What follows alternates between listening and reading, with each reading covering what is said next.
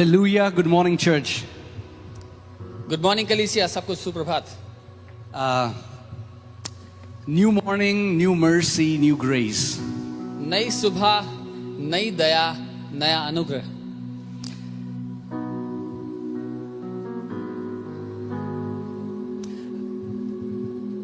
I have a word to share with you. मेरे पास वचन है आपके साथ बांटने के लिए आज सुबह। Because as I was just preparing this word, I just felt that so many people in the church are hopeless and discouraged in these times. क्योंकि जब मैं आज वचन तैयार कर रहा था तो मुझे ये वचन आया कि बहुत सारे लोग हैं कलीसिया में ऐसे जो निराश हैं और हताश हैं इन समय के बीच में। And you know, the enemy has been playing this trick from ages. और आप जानते हैं दुश्मन ये तरीका, ये नुस्खा विश्वासियों पे बहुत समय से चलाता आ रहा है। And Apostle Paul says that we are not ignorant of the wiles of the enemy. और प्रेरित पौलुस लिखते हैं कि हम अनजान नहीं हैं दुश्मन के जो तरीके हैं हमें हमारे खिलाफ। We know that we are living in difficult times. हम जानते हैं कि हम कठिन समय में जी रहे हैं। We know that there are people whose businesses, jobs have been affected.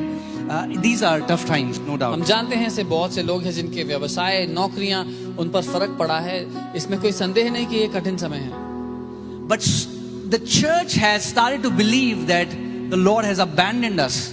लेकिन कलीसिया उस जगह आ गई है जहां पर वो ये विश्वास करती है, कलीसिया के लोग ये मानते हैं कि प्रभु ने उनको छोड़ दिया है। And here today I want to tell you that Jesus Christ is not coming for a hopeless, for a discouraged church. Jesus Christ is coming back for a victorious, blameless and a powerful church. और ये बात जान ले आज कि यीशु मसीह एक निराश, हारी हुई या हताश कलीसिया के लिए नहीं, लेकिन एक सामर्थ्य से भरी हुई, महिमा से भरी हुई कलीसिया के लिए आ रहा है। You know, if you hear the news, you will see what all is happening. So much of conspiracy theory. People believing the end of the world has come. अगर आप खबरें देखेंगे, खबरों पर विश्वास करेंगे तो बहुत सारी बातें चल रही हैं और लोग मान रहे हैं कि दुनिया का अंत आ गया है। But I am here to tell you that this is not the end. लेकिन मैं आपको ये बताने के लिए आया हूँ कि ये अंत नहीं है। Just did you hear what I said? कलीसिया आपने सुना मैंने जो This कहा? is not the end because the end is going to be glorious. ये अंत नहीं है कलीसिया, क्योंकि अंत महिमान्वित होगा, महिमा से भरा हुआ होगा। If it's not glorious, it is not the end. अगर ये महिमा से भरा हुआ नहीं है तो ये अंत तो नहीं है। Amen. So today, this morning, I want to take you through some heroes of Bible, and I want you to read about their life and know about their life. इसलिए आज सुबह मैं आपको बाइबल के कुछ ऐसे हीरोज हैं जिनके जीवन से दिखाना चाहता हूं ताकि आप उनके जीवन को देखें और उनके बारे में जानें। And you will understand that there are times in all of our lives, there are times, there are seasons where we feel discouraged, where we feel hopeless. और आप जानेंगे कि हम सबके जीवनों में ऐसी बातें आती हैं, ऐसे समय आते हैं जब हम हताश या निराश फील करते हैं, महसूस करते हैं। But God is a faithful God. लेकिन परमेश्वर विश्वास योग्य परमेश्वर है। Let's talk about Abraham first. I love this. बात करते हैं, मुझे प्यार है। Abraham is 75 years old. His name is Abram. और अब्राहम 75 वर्ष का, उसका नाम अब्राम है। His wife Sarai, they have no children. उसकी पत्नी सराय, और इन दोनों के कोई बच्चे नहीं है, कोई संतान नहीं। He's 75 years old and God makes a covenant with him that I am going to give you a son of promise. और वो 75 वर्ष का है और परमेश्वर उसको एक वाचा देता है कि मैं तुझे वाचा का, वायदे का पुत्र दूंगा। Now this news is unbelievable for Abraham and Sarai. They don't believe it because biologically they cannot become parents. और अभी इस खबर पर विश्वास करना उनके लिए असंभव जैसा है, क्योंकि शारीरिक दशा में वो दोनों इस लायक नहीं कि माँ बाप बन सकें। And 1 year goes by. और एक साल बीत जाता है। Second year goes by. दूसरा साल, Third, तीसरा, fourth, चौथा, fifth, पांचवा, sixth, seventh, eighth, ninth, 10th, and there is no manifestation of the word God gave them. और करते करते 10 साल बीत गए, इस बात को जो वायदा परमेश्वर ने दिया था वो पूरा नहीं हुआ, कुछ दिखाई नहीं दे रहा जीवन। Can you imagine God gives you a promise and 10 years you don't see anything? क्या आप कल्पना कर सकते हैं परमेश्वर ने आपको कुछ वादा दिया हो और 10 साल बीत गए जीवन के लेकिन कुछ नहीं दिख रहा उससे? And many times what we do is when God gives us a word for our destiny and we don't see anything come to pass, we take that responsibility on our shoulder that I am going to fulfill it with my own strength. और कई बार जब परमेश्वर हमें कुछ वादा देता है, कुछ वाचा देता है और वो नहीं हो रही होती जीवन में, तो हम उसको अपने ऊपर ले लेते हैं कि परमेश्वर के इस वादे को मैं पूरा करके रहूंगा। And that's what Abraham did. और अब्राहम ने भी ऐसे ही किया। His wife Sarai said, Abraham, I have a maid servant, Hagar. Why don't you go with her? And maybe that's how God will give us kids. और सराय उसके पास आती है Abraham के पास और कहती है कि हमारी एक दासी है हेगार, उसके साथ हो सकता है तुम्हारा बच्चा परमेश्वर की ओर से होना हो।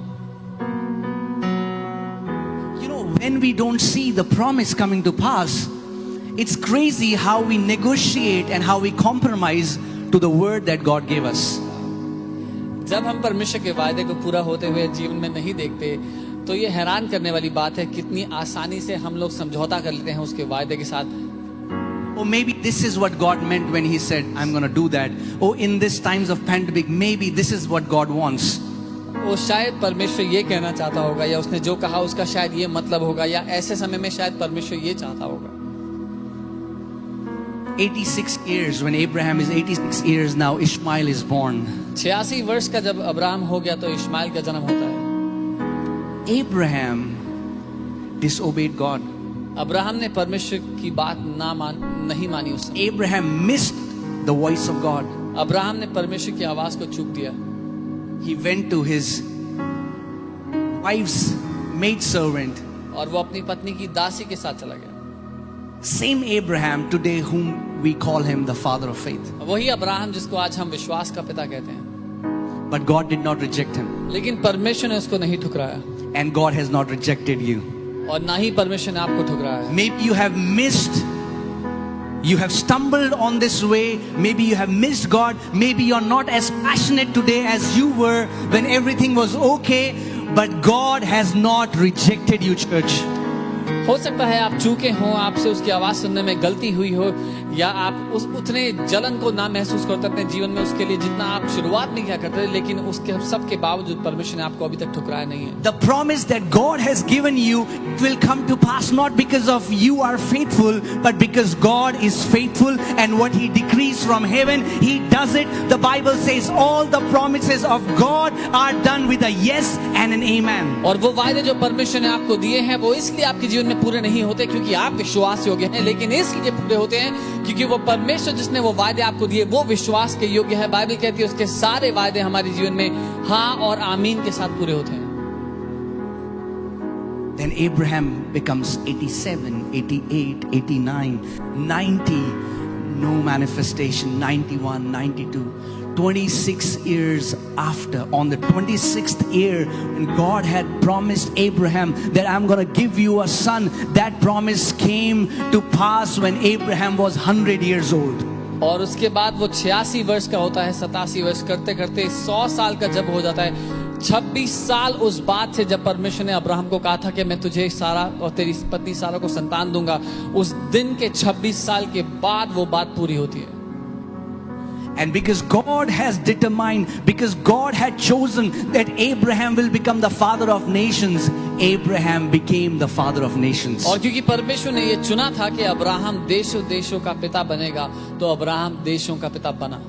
I am here to encourage you today that the word, the prophecy, the things that God had told you, even if you don't see any physical manifestation right now, but the reality is this, that God is working behind the scenes even though you don't see it. और वो सारी बातें, वो सारे वचन, सारी भविष्यवाणियां जो आपके जीवन पे की गई, और हो सकता है आपको वचन इस समय पूरा होते हुए ना दिख रहा हो, लेकिन उसके बावजूद मैं आपको बताना चाहता हूं, जब आप नहीं देख रहे तब भी परमेश्वर चोरी छुपे उस सारे काम को आपके जीवन में कर रहा है ताकि वो अपने वायदे को आपके जीवन में पूरा करे। God has promised Isaac to each one of us. परमेश्वर ने हम सब में से हर एक को वो इसहाक का वादा किया है। But when we don't see that promise coming to pass, what we do is we go to Hagar, we go to our flesh, we try to create it with our own effort, with our own doing, and not trusting what God can do. लेकिन जब उस वायदे को अपने जीवन में पूरा होते हुए हम नहीं देखते तो अपने खुद के शरीर पर, अपने खुद के कामों पर भरोसा करके हम कोशिश करते हैं कि परमेश्वर के वायदे को हम पूरा करेंगे. And the beautiful thing is, when Isaac is born, they keep his name Isaac. And I believe it's prophetic because Isaac means he loves or God loves. और जब इसाक का जन्म होता है और उसका नाम इसाक रखा जाना मुझे बहुत खूबसूरत लगता है, क्योंकि उसका मतलब है कि वो हंसा, यानी कि परमेश्वर हंसा. It comes from the Hebrew word Yishak. इब्रानी शब्द यिशाक से ये नाम. God laughs because he knows the beginning from the end. The same God who called you before you were born in your mother's womb, he knew you, he put that destiny in you, and he knows the path that he's taking you through. वो परमेश्वर जिसने आपको बनाया, वो शुरुआत से अंत तक सब कुछ जानता है. वो उस रास्ते को जानता है जिससे वो आपको लेकर के जा रहा है. Come on, wherever you are, if you have anybody near you, I want you to tell your neighbor, say don't be too quick to judge God. जहाँ कहीं भी आप हैं, आपके अगल बगल में कोई बैठे तो उनसे कहें कि बहुत जल्दी परमेश्वर का न्याय ना करें. Don't be too quick to come to a conclusion when you don't see the promise coming to pass. बहुत जल्दी आप परमेश्वर के बारे में एक राय ना बना ले जब उसके वायदे को पूरा होते हुए ना देखें तो. I want to tell you that your Isaac is on the way. मैं आपको ये बताना चाहता हूँ कि आपका इसाक रास्ते में है. Yeah, it may physically you may feel like that there is a delay because so many times God doesn't work according to our timing. We want God to do it now, but God who has promised you, He is faithful, and whatever He has said He will do, He is going to do it in Jesus' name. हो सकता है आपको लग रहा हो कि विलंब हो रहा है या देरी हो रही है, लेकिन परमेश्वर आपके और मेरे समय के हिसाब से काम नहीं करता. लेकिन ये जान लीजिए, जो कुछ उसने कहा है वो करेगा, वो उसको निश्चय करके रहेगा. You know, the church has become so news conscious. We are watching the media, we are seeing all of the things that are happening. और कलीसिया इतनी ज़्यादा ध्यान रखती है कि खबरों में क्या आ रहा है, सब कुछ देख रहे हैं कहाँ क्या हो रहा है. And we think, oh, will we ever be able to have church again? और हम सोचते हैं क्या कभी जिंदगी में दोबारा कलीसिया में मिल Will we ever पाएंगे, have the freedom to worship again? क्या कभी दोबारा आराधना कर पाएंगे, Or will the church live behind the shadows? या फिर कलीसिया परछाइयों में रहेगी ऐसे. And I have a word for that He laughs. और मेरे पास उसके लिए एक वचन है कि वो हंसता है. He laughs. वो हंसता The है. Bible says in book of Revelation that He is the rulers of the king of the earth. Yeah, Jesus Christ is the ruler over the kings of the earth. और भजन संहिता में वचन कहता है कि यीशु मसीह जो परमेश्वर, हमारा परमेश्वर, वो स्वामी है पृथ्वी के सारे राजाओं के ऊपर. When all these wicked kings come together and make conspiracy against His body, He laughs in heaven because He is above all these kings. और वो सारे बुरे राजा जब साथ मिलकर बैठते हैं और दुष्ट योजनाएं बनाते हैं मसीह की देह के विरोध में, तो वो जो स्वर्ग में सिंहासन पर बैठा है वो ठहाके लगाकर हंसता है. God is not surprised by this pandemic. परमेश्वर हैरान नहीं है इस महामारी से. It was not like God thought, oh man, what happened in 2020? I never imagined this will happen. ऐसा नहीं था कि परमेश्वर हैरान हो गया, कह रहे 2020 में ये क्या हो गया, ये तो मैंने कभी सोचा नहीं हो सकता है. He is the beginning and the end. Bible says He is the Alpha and the Omega. वो शुरुआत और अंत है, बाइबल कहती है वो पहला और आखिरी है. So I'm here to tell you that you don't need to worry. इसलिए मैं आपको ये बताना चाहता हूँ कि आपको घबराने की जरूरत नहीं है. No power on earth has ever been able to contain the body of Lord Jesus Christ of Nazareth. The church, the Bible says that His kingdom is an everlasting kingdom and there is no end to the increase of His government. कोई भी सामर्थ्य, कोई भी शक्ति आज तक पृथ्वी पर मसीह की देह को रोक नहीं सकी है. उसका राज्य जो है उसका कोई अंत नहीं, वो निरंतर फैलते जाने वाला राज्य है. You know what happens, for example, when there is a tin can, for example. There is a tin can, there's a lot of pressure in that tin can. The more pressure you build in that tin can, a time will come where that pressure in the tin can will explode the walls of that tin can. और मान लीजिए आपके पास एक डब्बा है tin का डब्बा है और उसके अंदर आप प्रेशर डालते चले जाए डालते चले जाएं, अंदर से जो इतना प्रेशर बन जाएगा तो वो टिन को फाड़ देगा और बाहर फूट के निकलेगा. The enemy, when I say enemy, I don't mean a human being, I am talking about Satan. Satan is playing with fire because Bible says in the book of Hebrews that the ministers of God, the people of God are flaming fire. और दुश्मन, जब मैं दुश्मन कह रहा हूं मैं किसी इंसान को नहीं लेकिन मैं शैतान की बात कर रहा हूं. दुश्मन आग से खेल रहा है क्योंकि वचन कहता है वो अपने सेवकों को आग बना देता है, आग की लपटें बना देता है. Every time you read in the Bible, every time anybody put, the more pressure they put in the body of church, the more fiery we became. We have become explosive bombs, and when this bomb is going to explode, harvest is going to happen on every nook and corner on this earth. जब कभी आप Bible में इन कहानियों को पढ़ेंगे, देखेंगे, जब कभी दबाव डाला गया कलीसिया पर, जब कभी उसको दबाने की कोशिश की गई तो वो एक विस्फोट की तरह फूट कर निकला और चारों ओर आग की तरह फैल गया. Amen. And that is what is going to happen. और यही है जो अब भी होगा. We are going to see the greatest harvest earth has ever seen before. हम वो सबसे बड़ी फसल की कटनी पृथ्वी पर होते हुए देखेंगे जो आज तक पृथ्वी पर नहीं दिखाई दी. The enemy thinks that the enemy has contained the church, but God sees that I am training my body. My body is hidden and I am training them so that when they come out of this training, they are going to shine 7 times greater. दुश्मन को लगता है कि उसने कलीसिया को रोक दिया, लेकिन परमेश्वर इस समय में अपनी कलीसिया को प्रशिक्षित कर रहा है ताकि जब वो इस समय से बाहर निकले तो वो 7 गुना ज्यादा प्रज्वलित हो. Media team, do we have that picture of that snake? If you remember last week I gave a prophetic word where the Lord told me that it's time to bruise the head of the serpent. और अगर आपको याद हो पिछली दफा तो मैंने भविष्यवाणी का शब्द दिया था कि ये समय है कि हम उस सांप के सर को कुचल डालें. Okay. This morning when the volunteers came to the church, there was a snake in the church. They found it, they crushed his head, and I believe this is a prophetic word. This is a prophetic picture of Lord bruising the serpent head against the church. Every serpent that is rising against your family, I am telling you, his head is being crushed right now in Jesus' name. और पिछली दफा जब मैंने भविष्यवाणी का वचन दिया कि सांप का सर कुचले जाने का समय आ गया है, आज जब वॉलंटियर्स कलीसिया आया वो सफाई कर रहे थे तो ये सांप निकला जिसका उन्होंने सर कुचल के मार दिया. और मैं कह रहा हूं आपके जीवन के विरोध में हर एक सांप जो उठ खड़ा होता है उसका कुचले जाने का समय आ गया है, उसका सर कुचले जाने का समय अब आ चुका है. Amen. Wherever you are, I want you to just lift your hands and say, Amen, Father. जहां कहीं आप हैं अपने हाथों को It's time for me to bruise the head of the serpent. ये समय है मेरे लिए कि मैं उस सांप के सर को रोन दूं. Every head of the serpent that is rising against my family, that is rising against my church, that is rising against my work, I bruise in the name of Jesus. हर एक सांप का sir जो मेरे विरोध में, मेरे जीवन के विरोध में, मेरे परिवार के विरोध में, मेरे काम या किसी भी बात के विरोध में आता है, मैं उसको कुचल डालता हूं यीशु के नाम में. Amen. I am here to tell you that we will be entering. Yes, things would be different.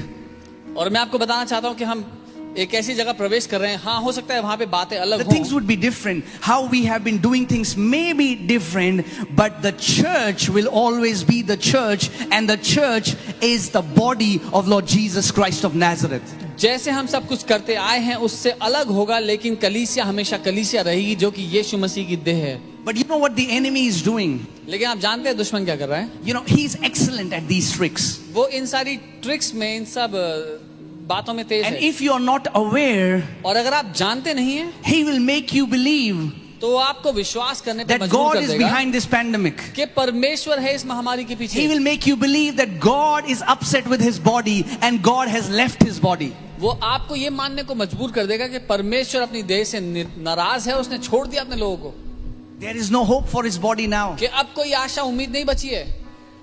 But I want to tell you that this pandemic is not the Father's will. It's not God's will for this earth. लेकिन मैं आपको बता रहा हूं ये महामारी पिता की इच्छा नहीं, उसकी इच्छा नहीं इस दुनिया के लिए. He hasn't left his body. पिता ने अपने लोगों को, अपनी देह In को नहीं छोड़ा। fact, he is waiting for his body to arise so that he can co-labor with his body and crush the head of the enemy that is working on this earth. लेकिन वो इंतजार कर रहा है कि उसकी देह उठ खड़ी हो तो उसके साथ मिल करके वो उस सांप का सर कुचल दे जो इस पृथ्वी See, पर। church, that's what we have to understand, that Jesus Christ is the head, we are the body. The head cannot do anything without the body. हमें ये समझना जरूरी है कलीसिया कि यीशु मसीह सर है और हम उसकी देह हैं। सर बिना देह के कुछ नहीं कर सकता। You know, if you read Genesis chapter 1 verses 26, we will not go there, but quickly I will say, where Bible says when God made man in his own image, and God blessed them, and God commanded them that you should have dominion over the fish of the sea, over the birds of the fowl, over the animals, and over every creeping thing that creepeth upon the earth. और उत्पत्ति पहले अध्याय में आप पढ़ेंगे तो देखेंगे परमेश्वर ने मनुष्य को अपने स्वरूप में बनाया, उसको आशीष दी और कहा कि जा पृथ्वी पर भर जाओ, उस पर राज्य कर, और समुद्र के मछलियों पर, आकाश के पक्षियों पर, और पृथ्वी पर जानवरों पर, और हर एक रेंगने वाले जंतु पर तू राज्य कर। God did not say, I will have dominion on your behalf. परमेश्वर ने ऐसा नहीं कहा कि तेरे बदले मैं राज्य करूंगा। He said, I have given this earth to you, उसने कहा ये पृथ्वी मैंने तुझे दे दी है, and I have given you the dominion, the power to rule over the enemy. और मैंने तुझे वो अधिकार दे दिया है दुश्मन पर राज्य करने का। And do you know the root Hebrew word dominion comes from the same word, bruising the head. और जो मूल शब्द है यूनानी भाषा, इब्रानी भाषा में राज्य कर का, उसका मूल शब्द वही है कि sir कुचलना। You know, and it says over every living thing and everything that creeps on the face of the earth. Over every living thing, I want you to hear it carefully, over every living thing and over everything that creeps on the face of the earth. और परमेश्वर ने कहा हर एक वो प्राणी जो जीवित है और हर वो चीज जो पृथ्वी पर रेंगती है उस पर तू राज्य कर। Now, do you know that all the bacteria and viruses are alive? If you see them under microscope, they are living organisms. And God told us that I have given you authority, I have given you dominion over everything that is living, that is alive. क्या आप जानते हैं ये viruses, bacteria जीवित होते हैं अगर आप उसको माइक्रोस्कोप में देखेंगे, और परमेश्वर ने कहा है मैं तुम्हें अधिकार देता हूं हर एक उस बात पर जो पृथ्वी पर जीवित है। And I will take you through faith heroes, and I will show you how this has always been the strategy of enemy to discourage the body, so that the church will not take its rightful place and make declarations from heaven, so that the plan of the enemy will be exposed on the earth. और मैं आपको बताऊंगा ऐसे विश्वास के heroes के जीवन के द्वारा, और ऐसी बार बार ऐसी घटनाएं हुई है जहां पर दुश्मन ने चाहा है कि वो उसके लोगों को इस बात पर राजी करा दे कि परमेश्वर ने उनको छोड़ दिया है, इसकी जगह के कलीसिया अपना स्थान ले ले और स्वर्ग से उन घोषणाओं को करे जो कि दुश्मन के सारी उन योजनाओं को साफ कर दे। Lord Jesus Christ told Peter, he said, Peter, I give you the keys of the kingdom of heaven. और प्रभु यीशु ने पतरस को कहा कि मैं तुझे स्वर्ग की कुंजियां देता हूं। Whatsoever you will bind on earth will be bound in heaven, and whatsoever you will loose on earth will be loosed in heaven. जो कुछ तू पृथ्वी पर खोलेगा वो स्वर्ग में खुल जाएगा, और जो कुछ तू पृथ्वी पर बांधेगा वो स्वर्ग में बंध जाएगा। And that is the keys that Jesus has given to his body, to the church. और ये वो कुंजियां हैं जो परमेश्वर ने, जो यीशु ने अपनी कलीसिया को दी हैं। If you read that verse carefully, it says the way his body operates on earth will create a ripple effect of how heaven will allow it or heaven will forbid it. अगर आप इस आयत को ध्यान से पढ़ेंगे तो आपको समझ में आएगा कि ये बात बताती है कि जिस तरह से कलीसिया पृथ्वी पर प्रतिक्रिया करती है किसी भी बात को लेकर के, वो हूबहू वैसे ही प्रतिक्रिया स्वर्ग भी उस बात के लिए करेगा। अगर हम उसको इनकार करते हैं तो स्वर्ग उसका इनकार करेगा, अगर हम उसके लिए हामी भरते हैं तो स्वर्ग भी हामी भरेगा। If I can say it this way, that for example United States of America sends an ambassador to India and gives him this power, and they say whatever you will allow we will allow from US, and whatever you will not allow we will not allow from US. और वो ऐसा है, मान लीजिए एक राजदूत US से India में आते हैं और कहते हैं कि जो कुछ आप भारत देश में होने के लिए अनुमति देंगे यूएस से हम भी अनुमति दे देंगे, लेकिन जो कुछ आप मना करते हैं कि भारत देश में नहीं होना चाहिए वो यूएस से हम भी मना कर देंगे, वहां ना किया जाए। Understand the kind of power power and authority Jesus has trusted his church, his body with. उस अधिकार को समझ के देखिए जो यीशु ने अपनी कलीसिया के हाथों में सौंप दिया है। But what is the church doing? लेकिन कलीसिया क्या कर रही है उस The अधिकार enemy का? has discouraged the church, believing that the Lord is upset with us. The Lord is not happy with us. And because of that, the church, see, the Bible says we come boldly before the presence of God, and the enemy wants to steal our boldness to stand with God and make declarations. दुश्मन ने बार बार कलीसिया को, मसीह की देह को इस बात पर लाने की या मनाने की कोशिश की है कि परमेश्वर ने हमें छोड़ दिया है, हमसे वो नाराज है। बाइबल कहती है आओ हम हिम्मत से परमेश्वर के सामने आकर खड़े हो जाएं उसके अनुग्रह के सिंहासन के आगे। दुश्मन हमारी वो हिम्मत चुराना चाहता है ताकि हम परमेश्वर के साथ मिलकर कुछ ना कर पाए। Or if I can say this, church, या मैं अगर ये बात कहूं कलीसिया, without boldness, your faith will never operate. बिना हिम्मत के आपका विश्वास कभी काम ही नहीं करेगा। Faith never operates in a guilt-stained conscience. विश्वास कभी भी दोष में डूबी हुए विवेक के द्वारा काम नहीं कर सकता। Faith will never work with self-pity prayers. You have to understand and take up your rightful place and as an ambassador of Lord Jesus Christ of Nazareth and make declarations by faith, and whatever you will decree on earth, the Bible says will be done from heaven in Jesus' name. अपने आप पर दया दिखाने वाली प्रार्थनाओं के द्वारा कभी भी विश्वास काम नहीं करेगा, लेकिन आपको अधिकार लेकर जो परमेश्वर ने आपको दिया है उसके द्वारा वो घोषणाएं करनी पड़ेंगी यीशु के नाम में, तब वो बातें आपके लिए होंगी। Amen.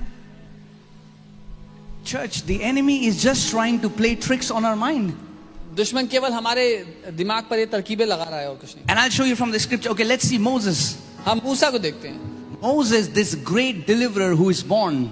मूसा ये महान उद्धार करता जो जन्मा।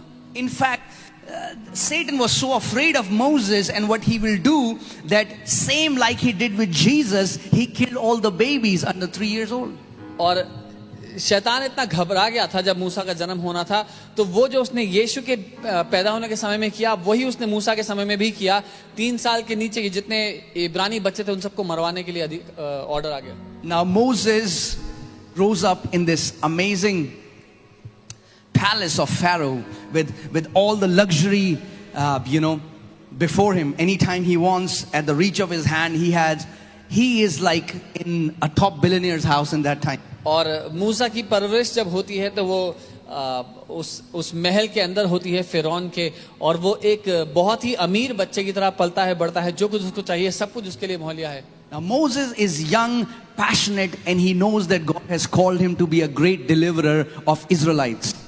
अब मूसा जवान है, परमेश्वर के लिए जलन से भरा हुआ है और जानता है कि वो अपने लोगों को, इजरायलियों को छुड़ाना चाहता है। And he knows this is my time. और वो जानता है कि यही मेरा समय है। I think one of the biggest mistake that we do with God is we misjudge time. सबसे बड़ी गलती जो हम परमेश्वर के साथ अक्सर करते हैं वो ये है कि हम समय को चूक जाते हैं। We think we are ready when we are not ready. And we want to receive things without going through the journey. हमें लगता है कि हम तैयार हैं जब हम असल में तैयार नहीं होते, और हम तब सब कुछ हासिल कर लेना चाहते हैं जब हमने उसके लिए यात्रा पूरी नहीं की। So Moses is young, is passionate, is in his, just think about it. If we are God and we have to make somebody do something, we'll call them in their prime years. We will when they are like at the best of their age, So Moses is at that time. और मूसा जवान है, जलन से भरा हुआ है, बहुत कुछ करना चाहता है। He sees an Egyptian and Israelite fighting, and out of his zeal to be a deliverer, he kills the Egyptian. और अगर हम परमेश्वर की जगह होते तो हम एक व्यक्ति को उस समय में चुनते जब वो सबसे ज्यादा ऊर्जा से भरा हुआ है और दीवाना है। अब मूसा जब इस ऊर्जा से भरा है, जलन से भरा है अपने लोगों के लिए, तो वो देखता है कि एक इजरायली और एक मिस्री सैनिक लड़ रहे हैं और वहां वो उसको मिस्री व्यक्ति लड़ रहे हैं, वो उसको मार देता है इजरायली को। Now think about it. From one day his life gets flipped upside down. और ये सोच के देखिए एक ही दिन में उसका जीवन पूरा बदल जाता है। From a billionaire prince, he becomes a runaway criminal. एक अमीर राजकुमार से वो भगोड़ा मुल्जिम हो गया। Now I don't know how old Moses was, maybe 25, 30, 35, I don't know. But just imagine, now he is in wilderness. He has become a shepherd, and now he's 80 years old and nothing has happened in between. और मुझे नहीं पता उस समय मूसा कितने साल का था, 20, 25, 30 जितना भी रहा होगा, लेकिन अब जब वो भाग जाता है वहां से अपनी जान बचाने के लिए, तो इतने साल उसको जंगल में हो गए, वो भेड़ें चराता है और 80 वर्ष का हो चुका है. Maybe Moses was going through these thoughts that God has rejected me, God has denied me. शायद वो सोच रहा होगा परमेश्वर ने मुझे ठुकरा दिया है, परमेश्वर ने मेरा इनकार कर दिया है. But when he is 80 years old, one day he has an encounter with God where God speaks to Moses through the burning bush. लेकिन जब वो 80 वर्ष का है, एक दिन तो परमेश्वर का उसके साथ साक्षात्कार होता है, जब परमेश्वर उससे एक जलती हुई झाड़ी में से बात करता है. And the same Moses, the same hopeless man becomes the greatest deliverer of an entire nation. और वही मूसा जो निराश था, वो सबसे महान उद्धारक बन जाता है उस महान देश के लिए. I want to tell you today that none of your time is wasted in this time. Don't think, man, my time got wasted.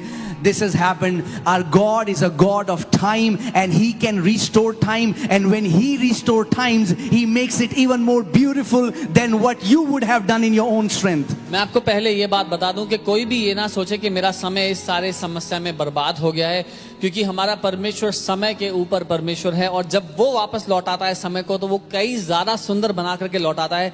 जितना आप कभी भी उस समय में कर पाते हैं, उससे कई ज्यादा वो आपके द्वारा कर देगा. So don't think 5 years got wasted, nothing has happened. 10 years got wasted, nothing has happened.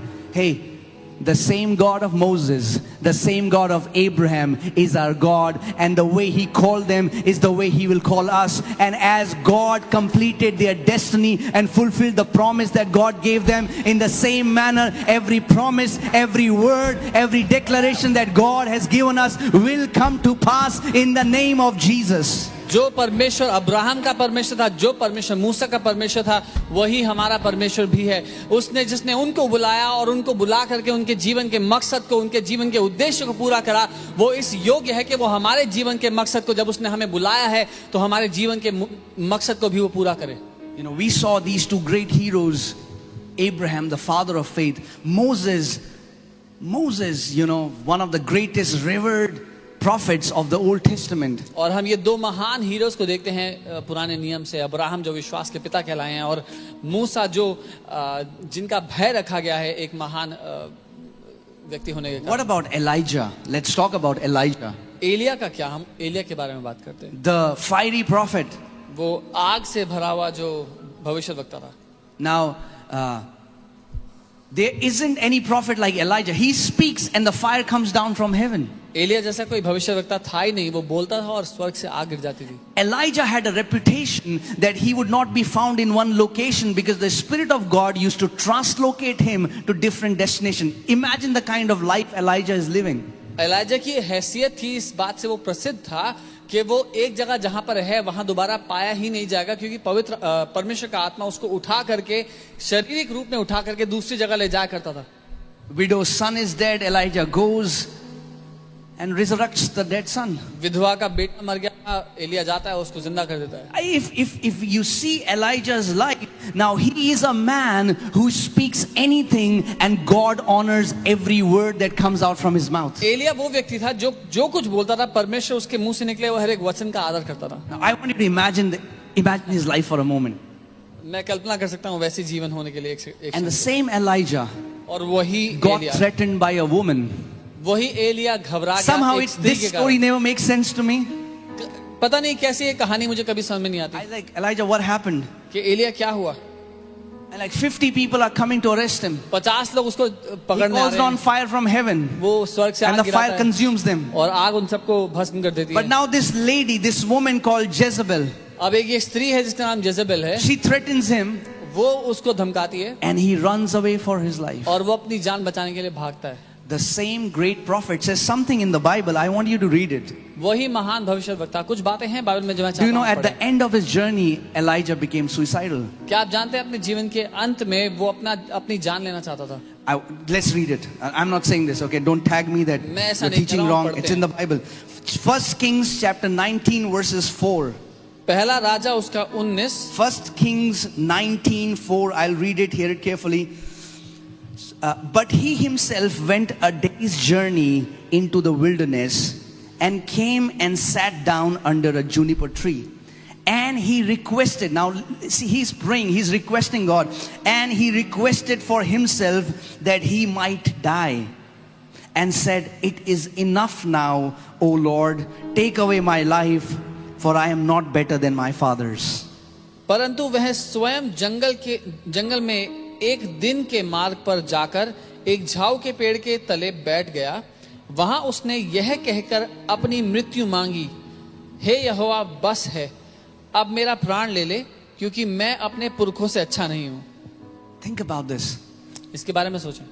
The same great prophet, there came a time in his life when he became so low in his heart that he's requesting God that I want to die. वही महान भविष्यद्वक्ता अपने जीवन में एक ऐसे स्तर पर, ऐसे समय पर है जहां पर वो परमेश्वर से विनती कर रहा है कि अब मुझे मरना है। You know what happens when these kind of when we feel discouraged, when we feel low, the enemy comes to us and says, "How can you think like that? You are a believer." जब हम जीवन में निराश या हताश महसूस करते हैं तो शैतान आकर के ऐसी बातें कहता है, तू ऐसा कैसे सोच सकता है, तू तो विश्वासी है। How dare you are not a good believer. अरे तेरी हिम्मत कैसे हुई, तू अच्छा विश्वासी नहीं, इसका मतलब। But that is not how God sees us. लेकिन परमेश्वर हमें ऐसे नहीं देखता। The same man who saw miraculous every day is requesting that he wants to die.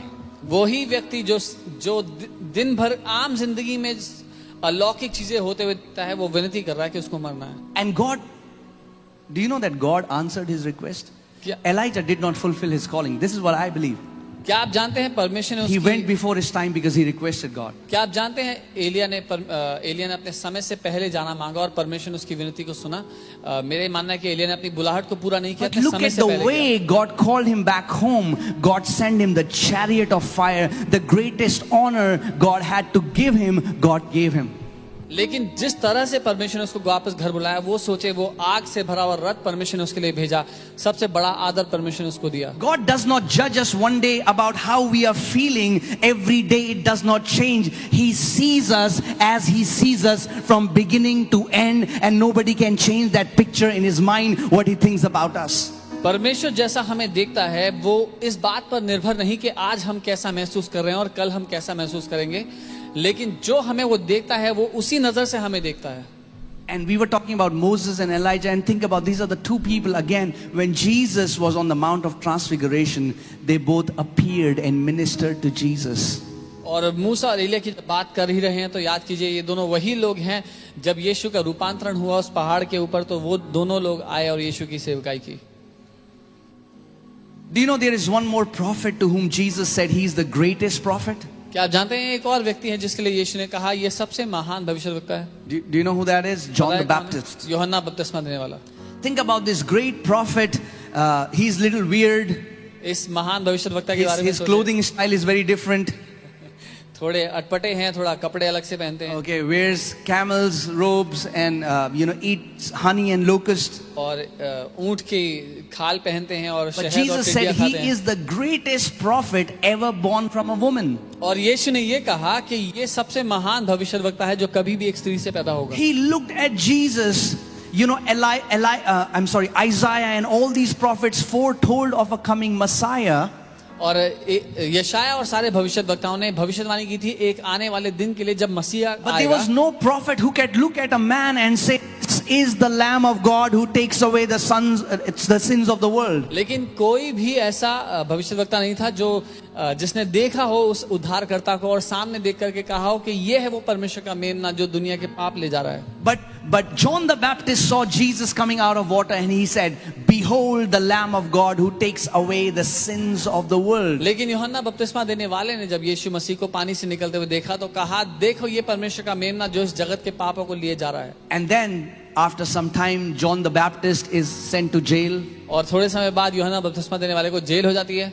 Do you know John the Baptist now sends his disciples to Jesus? क्या आपको पता है यूहन्ना बपतिस्मा देने वाला अपने चेलों को भेजता है यीशु मसीह के पास and says, "Ask him, are you the real Messiah or should we wait for somebody else?" और उनको कहता है जाके एक बार उससे पूछो कि क्या तू ही सही में वो वाला मसीहा है या हम किसी और का इंतजार करें। The same prophet who declared before the world, "Behold the Lamb of God," has now come in doubt. वही भविष्यद्वक्ता जिसने घोषणा की थी कि ये परमेश्वर का मेमना है, अब उसको शक हो रहा है।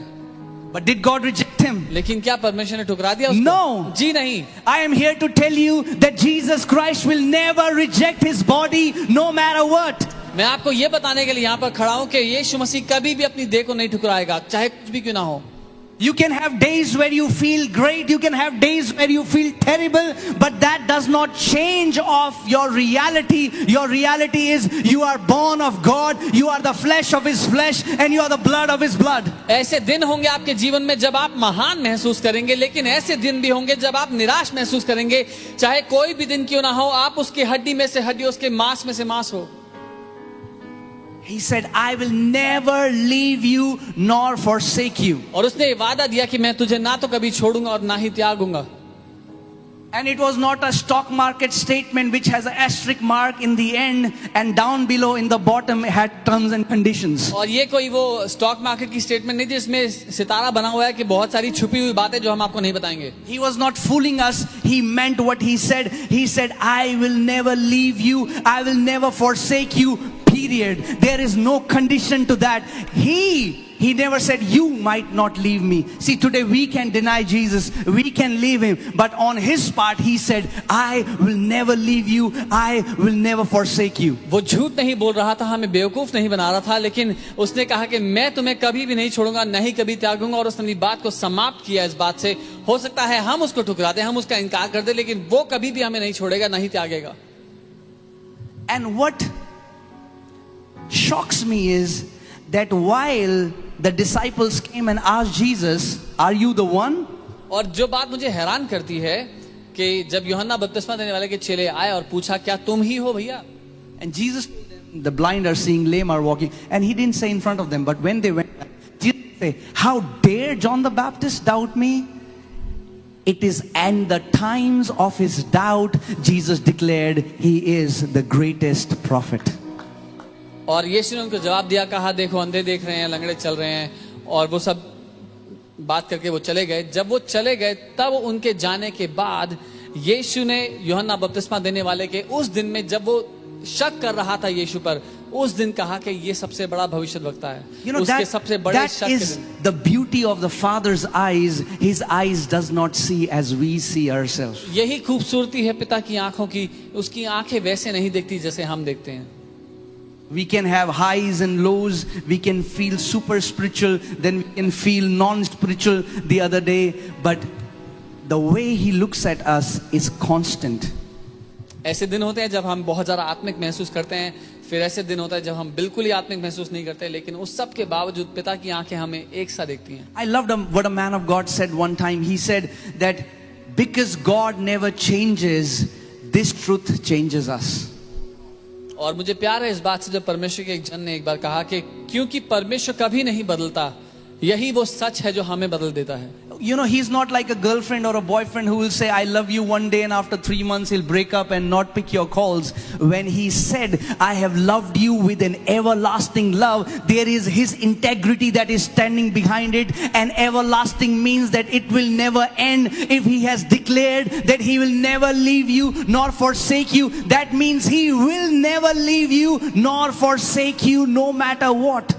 और परमेश्वर कोई गर्लफ्रेंड या बॉयफ्रेंड की तरह नहीं है जो आज बोले मैं तुमसे प्यार करता हूँ और 3 महीने बाद तोड़ के चले जाए रिश्ता और फोन ना उठाए। लेकिन अगर उसने कहा है कि मैं तुमसे प्यार करता हूँ, तो उसके पूरे वजूद की खराई इस बात पर टिकी है कि वो तुमसे प्यार करता है और ना ही कभी छोड़ेगा और ना ही कभी त्यागेगा। And now if I have to take you through all the Bible characters, we will have to do a 1 week study on, but what I'm telling you is that you will see that all these great Bible heroes had their great times in the Bible, but also had their times of weaknesses, which the Holy Spirit had recorded in the Bible, so that you can understand that God's relationship with us does not depend upon how we behave, but because He chose to love us first. और ये सारे महान लोग जो Bible में है, अगर उन सब के बारे में बात करूंगा तो 1 हफ्ता लग जाएगा ऐसे बताते, लेकिन पवित्र आत्मा ने जानबूझकर इस बात को बाइबल में रखा है कि ये सारे महान हीरोज जिनके बारे में आप पढ़ते हैं, उनके महान दिनों के बारे में और उनके निराशा से भरे दिनों के बारे में भी जानबूझकर पवित्र आत्मा ने वचन में रखा है, ताकि आप ये जान पाएं कि हम चाहे कैसा भी व्यवहार करें, कैसा भी महसूस करें, परमेश्वर कैसा हमें देखता है वो बदलता नहीं है। You goofed up, you stumbled during this time of pandemic, get back up. आपसे गलती हुई, लड़खड़ाए इस सारे समय के बीच में, वापस खड़े हो जाओ। There is grace.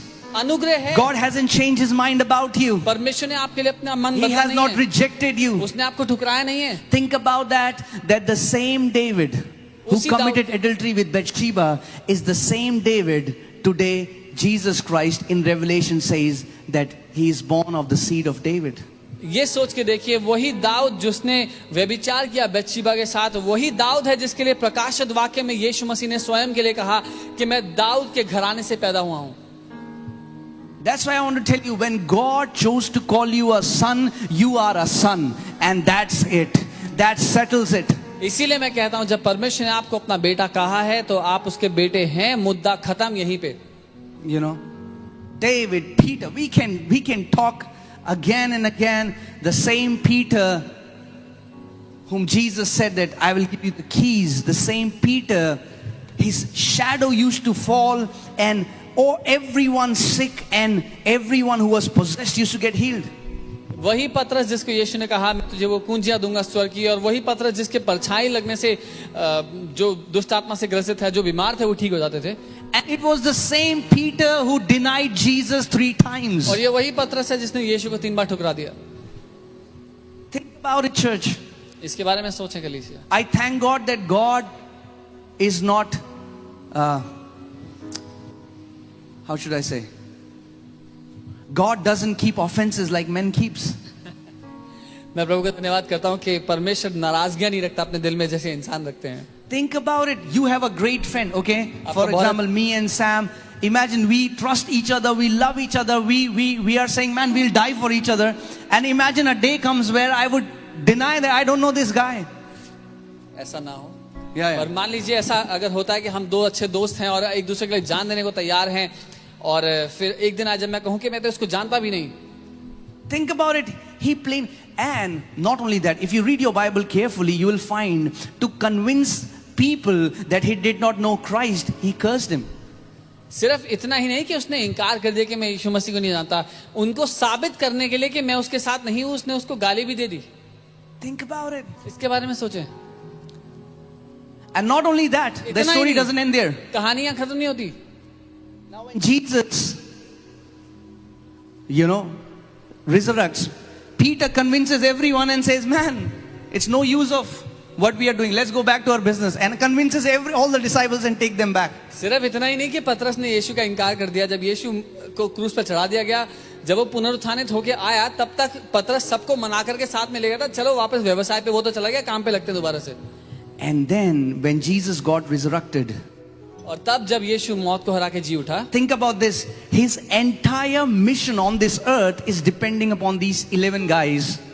सोच के देखिए, यीशु मसीह का पूरा पृथ्वी पर आने का जो दारोमदार है इन 11 लोगों पर टिका है। Think about it, how sensitive the situation is. कितना कठिन समस्या है, ये परिस्थिति है। These 11 guys will take the ministry ahead. ये 11 लोग वो लोग हैं जो यीशु मसीह की सेवकाई को पृथ्वी पे आगे ले जाएंगे। And Jesus has told them that I'm going to die. और यीशु ने उनको पहले ही बता दिया था कि मैं मरूंगा। And when he dies, और जब वो मरता है, they said goodbye. वो कहते हैं चले जाए, They went back to their work. अपने पुराने काम पे चले गए वापस। Now if we were in place of Jesus, अगर हम लोग यीशु की जगह होते it's like, man, let me get resurrected. They're going to have a one-on-one session with me. तो बोलते एक बार जिंदा होना, फिर इनको बताऊंगा मिलके मैं। And what is Jesus doing? यीशु क्या कर रहे हैं? They are again catching fish, and Jesus is on the seashore. He is cooking fish for them and said, children, do you have anything to eat? That is the Father's heart. और जब ये सब लोग वापस व्यवसाय पे जाते हैं मछली पकड़ने के लिए, समुद्र में कुछ नहीं मिला, वापस आ रहे हैं तो देखते हैं समुद्र के तट पर यीशु बैठे हैं, उनके लिए मछली बना रहे हैं और पूछते हैं, बच्चों कुछ खाने को मिला तुम्हें? कुछ खाया तुम लोगों ने? That's the beautiful thing, that even when Peter denied Jesus, Jesus did not deny Peter.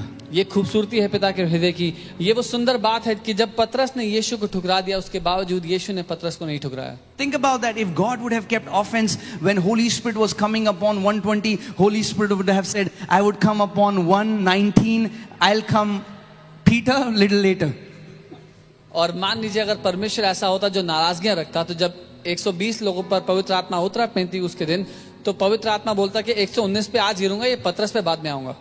The same Peter who got afraid with the little girl and denied Jesus became the greatest apostle, where people were just waiting that his shadow will fall on their sick and they used to instantly get healed. That's the transformative power of Lord Jesus Christ of Nazareth. और वही पतरस जो एक छोटी लड़की के सामने गवाही देने से डर गया था, वही पतरस वो महान प्रेरित ठहरा जिसने 3000 के सामने अपनी गवाही दी, और जब वो चलता फिरता था तो लोग सड़कों पे पड़े हुए लोग ठीक हो जाते थे. Now, why am I telling you these things? What is my intent? मैं ये बातें क्यों कह रहा हूँ, मेरा मकसद क्या है? I am not telling you these things that it doesn't matter, do what you want to do. That is not what I'm saying. मेरा ये मकसद नहीं कहने का कि अब फर्क नहीं पड़ता, जिंदगी में जो करना है करो. But what I'm saying is, लेकिन मैं no ये कह matter रहा हूँ, how holy you are, no matter how perfect you are going to make mistakes in this journey. लेकिन मैं ये कह रहा हूँ, फर्क नहीं पड़ता आप कितने पवित्र हैं, कितने सिद्ध हैं, इस यात्रा में सबसे गलती होगी. You are going to stumble at things. You are going to say things you are going to regret later. There will be times when you will stumble, but at that time, don't believe what the enemy says about you. Believe what the Father says about you. ऐसे समय होंगे जब आप लड़खड़ाएंगे, आपसे गलतियां होंगी और आपके मुंह से वो बातें निकलेंगी जो आपको नहीं कहनी चाहिए. लेकिन मैं ये कह रहा हूं कि उस समयों के बीच में भी आप उस बात का विश्वास ना करें जो दुश्मन आपसे कहता है, उस बात का विश्वास करें जो पिता आपसे कहता है. I have never met any believer who had blatantly denied Jesus in front of my face. मैं आज तक एक ऐसे विश्वासी से नहीं मिला जिसने साफ रूप से मेरे मुंह पे मना कर दिया यीशु मसीह के लिए. But how soon the church teaches that Jesus has denied so many Christians because they drank or they smoked or they did something. And yes, that kind of lifestyle is not good. But what I'm saying is, the love of God is much greater than what we have understood it to be. लेकिन कितनी आसानी से कलीसिया ने इस बात को कहा है कि यीशु मसीह ने ठुकरा दिया उन लोगों को क्योंकि उसने तो शराब पी थी, उसने सिगरेट पी थी. हाँ, मैं जानता हूँ उस तरह की जीवन शैली आपके लिए अच्छी नहीं है, आपके लिए हानिकारक है, लेकिन I forgot now. It just comes. Okay, so what I'm saying is, I remember one of my friend, he believed this lie that God has rejected me. मेरा एक दोस्त था जिसने इस झूठ को विश्वास कर लिया कि परमेश्वर ने उसको छोड़ And दिया. I believe there are so many people watching us today who think that I have been a disappointment to God. और मैं जानता हूँ बहुत से ऐसे लोग हैं जो आज हमें देख रहे हैं जो ये सोचते हैं कि मैं परमेश्वर के लिए निराशा का कारण हूँ. I have disappointed God. I have been a disappointment for God. मैं तो परमेश्वर के लिए निराशा का कारण हूँ, मैंने उसको निराश किया है.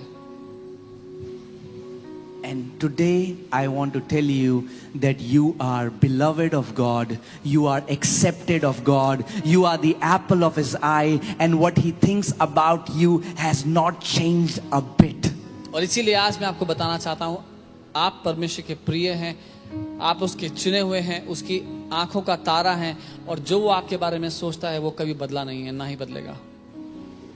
After Jesus meets Peter and he has denied Jesus, Jesus says, Peter, do you love me?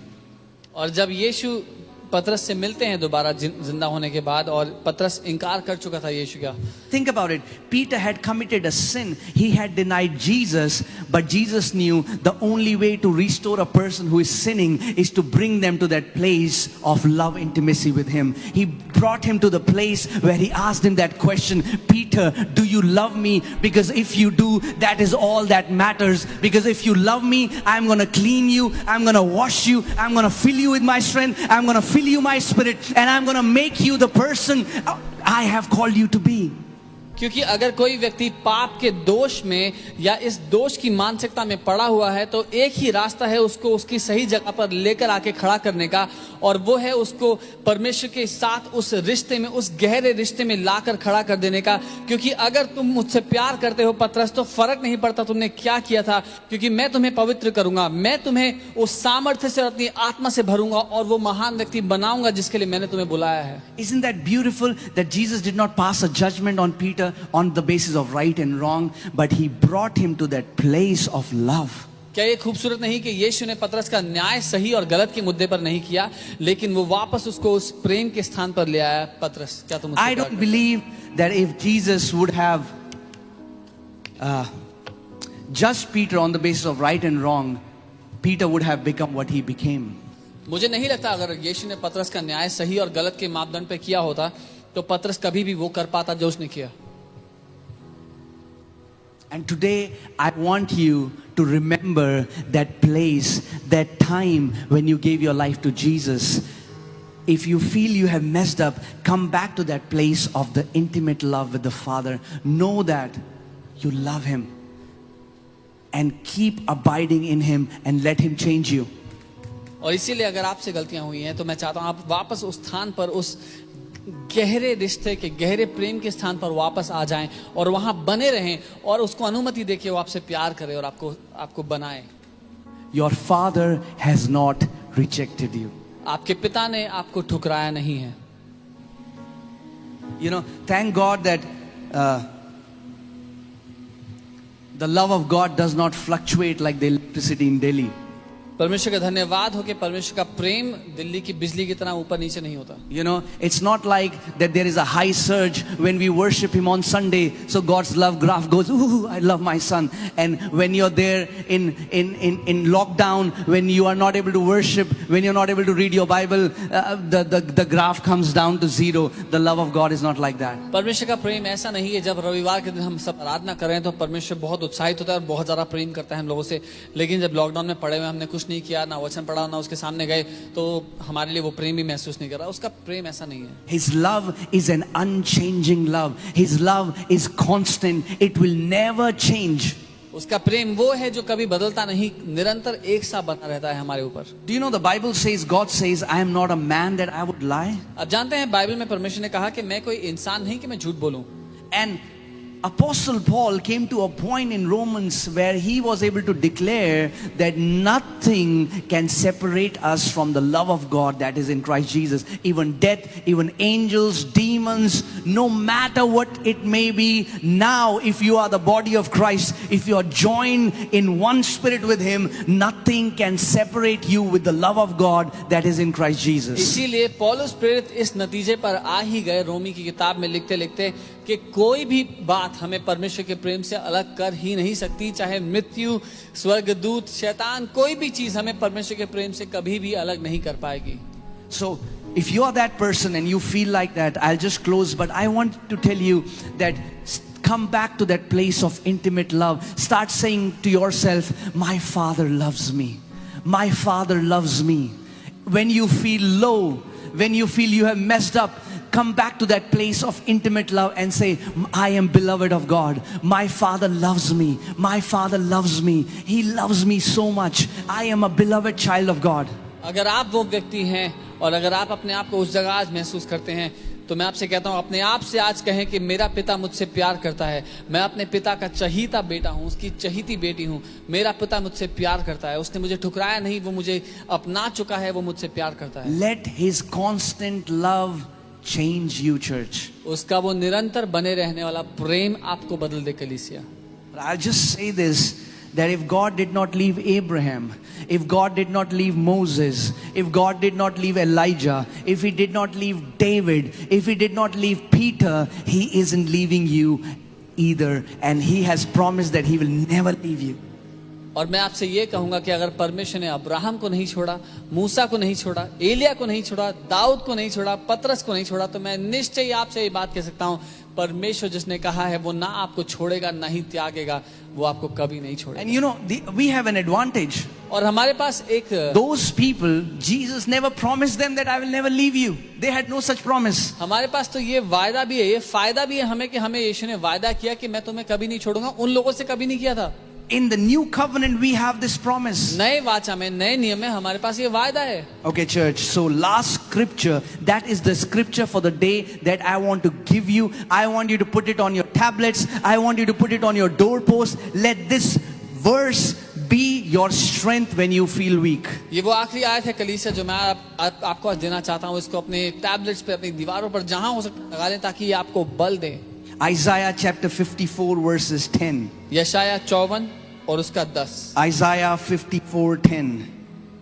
It says, for the mountains shall depart and the hills be removed, but my kindness shall not depart from you, nor shall my covenant of peace be removed, says the Lord, who has mercy on you.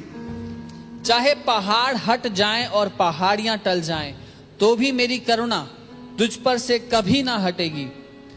और मेरी शांतिदायक वाचा ना टलेगी।